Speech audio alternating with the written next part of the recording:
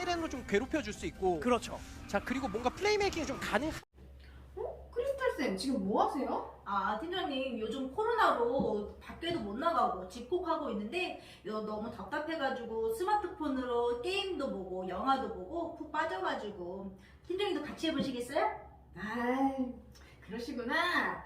지금 시국이 시국인 만큼 성인뿐만 아니라 아동, 청소년 가릴 것 없이 굉장히 힘든 상황입니다.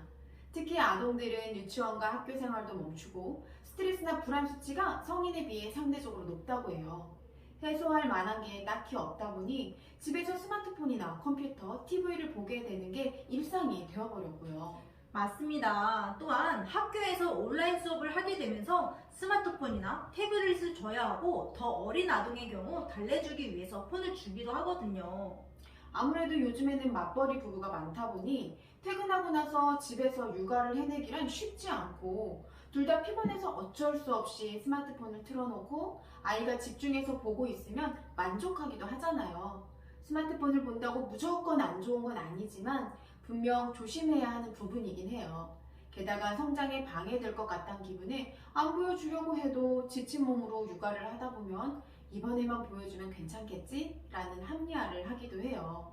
그리고 영상을 보면서 아이가 외국어도 따라하는 모습을 보면 오히려 언어 발달에 좋지 않을까 하는 마음에 교육 영상 쪽으로 틀어주는 경우도 많거든요. 그러다 어느 날 아이가 말수가 점점 줄고 대꾸를 안 하는 모습과 유튜브 영상을 보여달라고 떼쓰거나 부모와 노는 장난감 놀이보다 스마트폰을 찾는 아이의 모습을 보면 정말 뭔가 잘못됐다는 느낌이 들죠. 그런 교육적인 영상을 틀어줘도 스마트폰은 절대 보여줘서는 안 되는 걸까요? 영리한 스마트폰 중독에 대해 참 많은 궁금증을 가지는 부모님들이 많아요. 분명 스마트폰에서도 교육적인 내용을 다루기는 하거든요. 부모가 해주지 못하는 교육을 유튜브를 통해 해주기도 하고요. 오늘은 스마트폰이 영유아 아이에게 미치는 영향은 무엇이고 어떻게 관리해야 하는지 알아보도록 하겠습니다.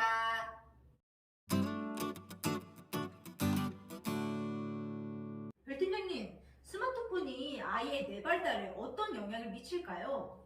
아기들은 미성숙한 뇌를 갖고 태어나고 여러 가지 환경적인 경험에 의해 뇌신경세포들의 연결인 스냅스가 새롭게 연결되고 튼튼해집니다. 하지만 한참 뇌가 발달하는 영유아 시기에 스마트 기기를 많이 보게 되면 다양한 감각 경험과 인간관계에 대한 스냅스의 연결이 끊어지고 사라지게 되고 또한 도파민이라는 물질이 과다 분비되어 충동을 억제하는 전두엽의 기능이 떨어져 중독자의 뇌처럼 조절 능력이 떨어지게 된다고 해요. 특히 7세 이전에 스마트폰을 사용하는 경우 자라서 행동장애가 발생할 확률이 80%나 높아질 수 있어요.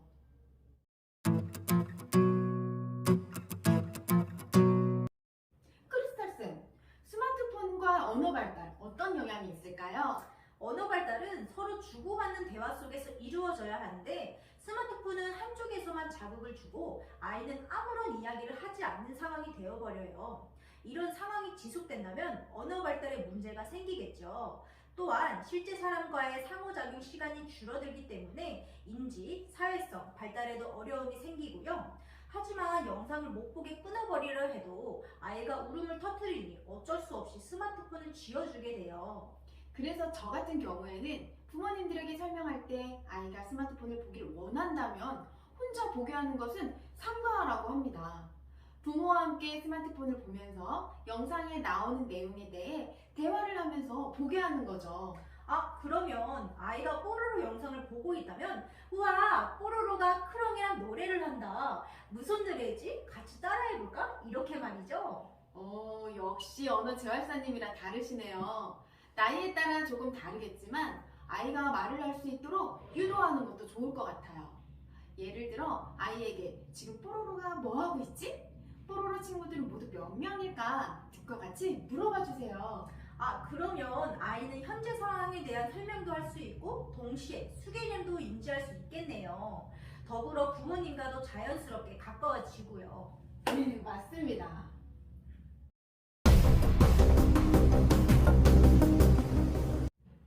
부모가 스마트폰을 어떻게 하는지 되돌아보는 것도 중요한 부분이에요.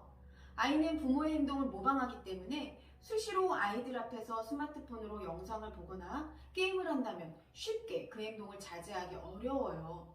그래서 부모의 모습에서 스마트폰으로 게임이나 영상을 보는 행동은 아이를 위해서라도 최대한 줄이고 연락 기능으로만 사용해야 해요.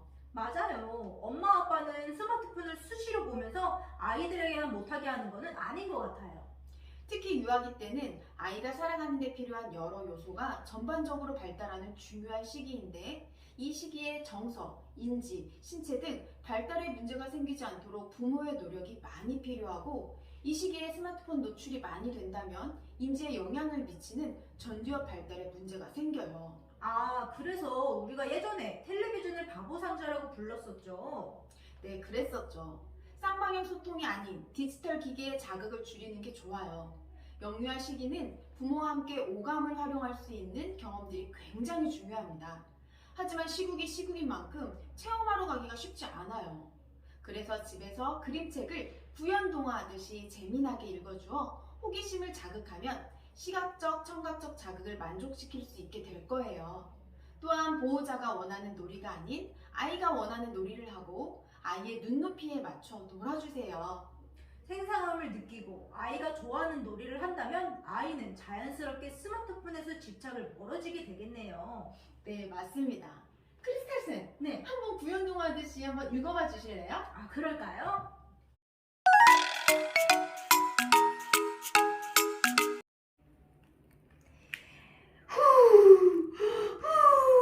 늑대가 입바람을 불어요.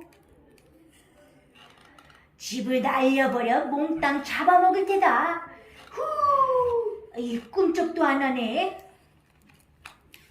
어떡해, 늑대가 굴등으로 내려오나 봐. 아, 뜨거워, 늑대 살려. 별팀장님, 아이가 올 때마다 달랜다고 스마트폰을 주게 되는 경우가 정말 많거든요. 그리고 식당에 갈 때도 아이가 산만해서 주변에 방해될까봐 스마트폰을 자주 주게 되는 경우가 많아요. 이럴 때는 어떻게 해야 할까요? 아이의 발달 단계와 기질을 고려하여 사용 규칙을 구체적으로 정하고 모든 양육자가 일관되게 지켜주세요. 지침에 따르면 최소 만 2세까지는 영상 매체를 사용하지 않아야 하고 2세 이후에는 하루의 최대 사용량은 30분에서 1시간 이내로 제한해야 합니다. 식당이나 차 안에서 아이가 지루하지 않게 장난감이나 종이, 그림책과 같은 놀잇감을 준비해주세요. 아, 그러면 아이가 스마트폰 대신 놀잇감을 가지고 놀 수 있겠네요. 만약 그래도 때를 쓰면 어떻게 훈육을 할까요?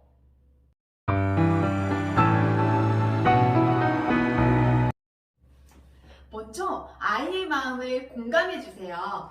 별이야, 스마트폰 영상이 너무 재미있어서 보고 싶구나. 이렇게 말이죠. 그리고 아이에게 안 되는 것은 명확하게 알려주세요. 근데 아까 약속한 2편의 영화를 이미 봐가지고 오늘 더 볼 수가 없어.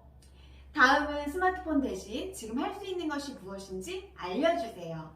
대신 우리 이제 같이 놀 수 있는데 우리 놀이터에 갈까? 아니면 집에서 별이가 좋아하는 놀이 할까요? 마지막으로 욕구를 조절하고 바람직한 대안을 선택한 아이에게 칭찬과 격려해주세요. 별이가 스마트폰을 보고 싶은 마음을 참고 놀이하기로 했구나. 역시 4살 언니다워. 멋져.